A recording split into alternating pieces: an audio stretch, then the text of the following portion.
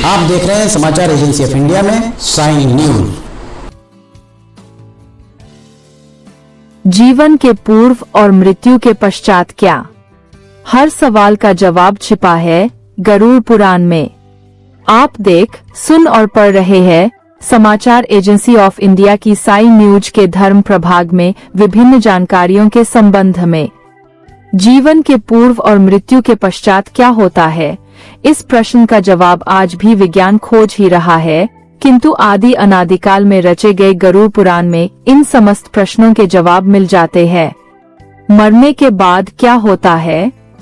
क्या मृत्यु के बाद जीवन है? क्या मौत दर्दनाक है? पुनर्जन्म कैसे हो? मृत्यु के बाद आत्मा कहाँ जाती है? जब हमारे किसी सगे संबंधी का निधन होता है, तब हमारे मन में इस तरह के सवाल आते हैं। ऐसे समय में हम सोचते हैं कि क्या उस व्यक्ति के साथ हमारा रिश्ता खत्म हो गया है? क्या हम उस व्यक्ति को फिर कभी नहीं देख सकते हैं? पितर पक्ष में अगर आप भगवान विष्णु जी की आराधना करते हैं और अगर आप विष्णु जी के भक्त हैं, तो कमेंट बॉक्स में जय विष्णु देवा अथवा हरिओम तत्सत लिखना न भूलिए। जानकार विद्वानों का मानना है कि इस तरह के हर सवाल का जवाब गरुड़ पुराण में निहित है। मृत्यु वास्तव में एक दिलचस्प कार्रवाई या कालक्रम है। मृत्यु से लगभग 2 से 3 घंटे पहले पैरों के तलवे ठंडे होने लगते हैं। इन लक्षणों से संकेत मिलता है कि पृथ्वी चक्र जो पैर के तल पर है, यह शरीर से मुक्त होता जा रहा है। ऐसा कहा जाता है कि जब शरीर छोड़ने का समय आता है, तब यमदूत मृतक का मार्गदर्शन करने आते हैं। वही लाइफ लाइन का सामान्य अर्थ आत्मा और शरीर का संबंध माना जा सकता है। जब शरीर का संबंध आत्मा से काट दिया जाता है, उस प्रक्रिया को ही मृत्यु कहा जाता है। जीवन रेखा के बाधित हो जाने के बाद पृथ्वी के गुरुत्वाकर्षण के विपरीत खींचे जाने का अनुभव होता है। वहीं आत्मा जिस शरीर में इतने लंबे समय तक रही, वह उस शरीर को छोड़ने को तैयार नहीं होती है। वह बार बार शरीर में प्रवेश की नाकाम कोशिश में लगी रहती है। कई बार मृत्यु के उपरांत भी हाथ, पैर या शरीर के किसी हिस्से में हलचल महसूस होती है। विद्वानों के अनुसार जब आत्मा के द्वारा शरीर को त्यागा जाता है, तब वह अनेक प्रकार की आवाजें सुनने में सक्षम हो जाती है। आसपास खड़े लोग मन में जो भी सोचते हैं, वह सब कुछ आत्मा के द्वारा सुन लिया जाता है। आत्मा उन सभी से बात करने की कोशिश करती है, पर कोई आत्मा की आवाज नहीं सुन पाता। धीरे धीरे आत्मा को पता चलने लगता है कि वह शरीर को त्याग चुकी है। अंतिम संस्कार तक आत्मा शरीर के आसपास ही विद्यमान रहती है। आत्मा अंतिम यात्रा में भी साथ होती है, और जब शरीर पंचतत्व में विलीन होता है, तब वह उसकी साक्षी बनती है एवं उसके बाद वह स्वयं को मुक्त हुआ महसूस करती है। विद्वानों के अनुसार गरुड़ पुराण में इस बात का भी उल्लेख है कि आत्मा पहले 7 दिनों के लिए अपने मनपसंद स्थान पर जाती है। अगर उसे अपनी पत्नी, संतानों से प्रेम होगा तो वह उनके कमरे में विद्यमान रहेगी। रुपए पैसों से मोह होगा तो तिजोरी के आसपास रहेगी। पशुओं से प्रेम होगा तो घर के पशुओं के आसपास रहेगी।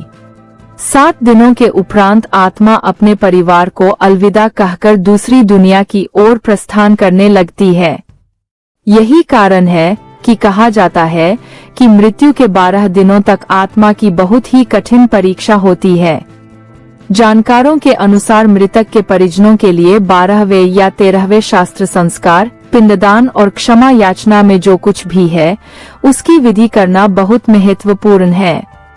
इसलिए कि वह आत्मा अपने साथ नकारात्मक ऊर्जा, क्रोध, राग, द्वेष आदि साथ लेकर न जाए। आत्मा के पीछे प्रत्येक अनुष्ठान को सकारात्मक ऊर्जा के साथ इसलिए किया जाना जरूरी है ताकि वह आत्मा के स्वर्गारोहण में सहायक सिद्ध हो सके। विद्वानों के अनुसार गरुड़ पुराण में यह भी निहित है कि 11वें एवं 12वें संस्कारों में होम हवन आदि किए जाते हैं ताकि आत्मा अपने देवलोकवासी पिता, माता, सखाओं एवं रिश्तेदारों आदि से मिल सके। जिस तरह पृथ्वी लोक पर लंबे समय बाद मिलने पर आलिंगन किया जाता है, उसी तरह वहाँ भी होता है। इसके बाद उस जीव की आत्मा को उसके मार्गदर्शकों के द्वारा कर्म समिति के पास ले जाया जाता है, जहां हिसाब किताब भगवान चित्रगुप्त के द्वारा किया जाता है।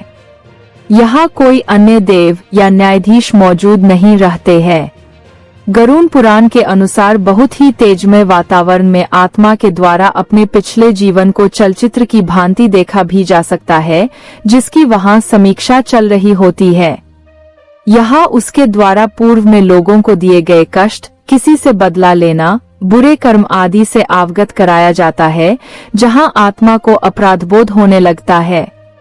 इससे वह पश्चाताप कर सकता है और अगले जन्म के लिए इसकी सजा भी मांग सकता है। इसके उपरांत यहाँ आत्मा अब अहंकार मुक्त निर्मल हो जाती है। यहाँ लिया गया निर्णय उसके अगले जन्म का आधार भी बनता है। यहाँ उसके नए जन्म का एक खाता भी तैयार किया जाता है।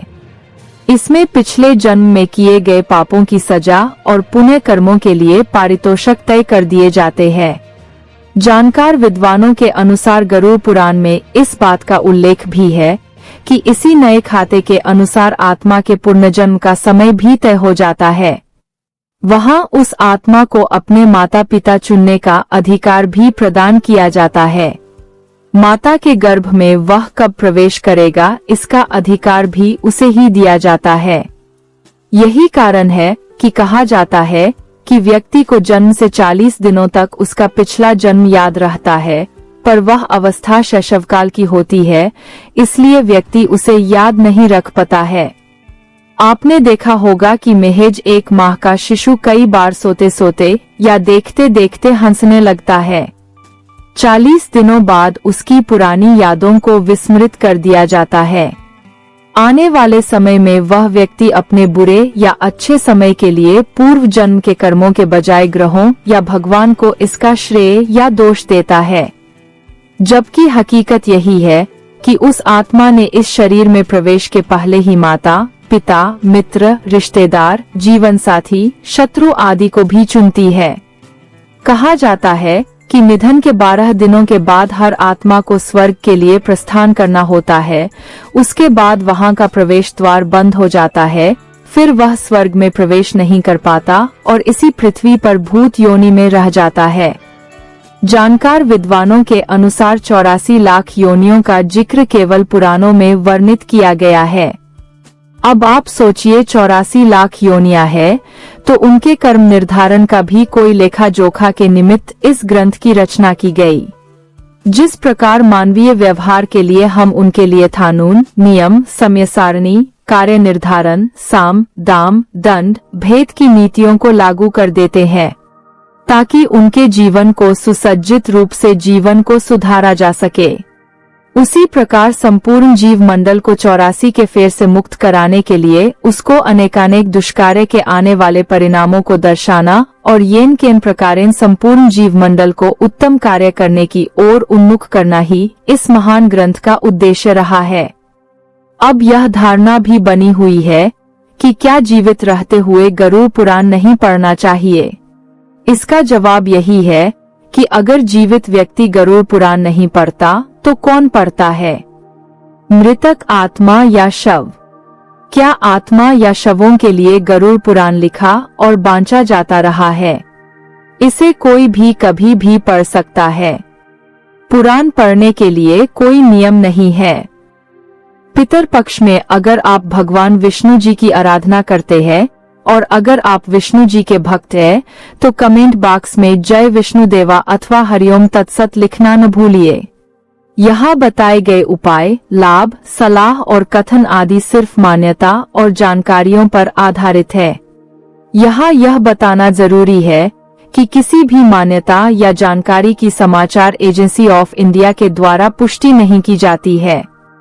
यहाँ दी गई जानकारी में निहित जानकारी विभिन्न माध्यमों, ज्योतिषियों, पंचांग, प्रवचनों, मान्यताओं, धर्मग्रंथों, दंतकथाओं, किंवदंतियों आदि से संग्रहित की गई है। आपसे अनुरोध है कि इस वीडियो या आलेख को अंतिम सत्य अथवा दावा न माने एवं अपने विवेक का उपयोग करें। समाचार एजेंसी ऑफ इंडिया पूरी तरह से अंधविश्वास के खिलाफ है। किसी भी जानकारी या मान्यता को अमल में लाने से पहले संबंधित विशेषज्ञ से सलाह ले। अगर आपको समाचार एजेंसी ऑफ इंडिया में खबरें आदि पसंद आ रही हो तो आप इसे लाइक, शेयर व सब्सक्राइब अवश्य करें। हम नई जानकारी लेकर फिर हाजिर होंगे, तब तक के लिए इजाजत दीजिए। जय हिंद।